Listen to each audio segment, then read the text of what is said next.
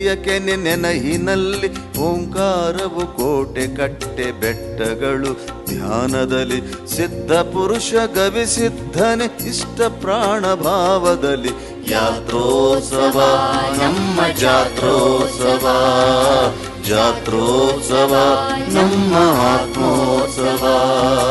ಅರಿವಿನ ಜಾತ್ರೆ, ಆನಂದದ ಯಾತ್ರೆ.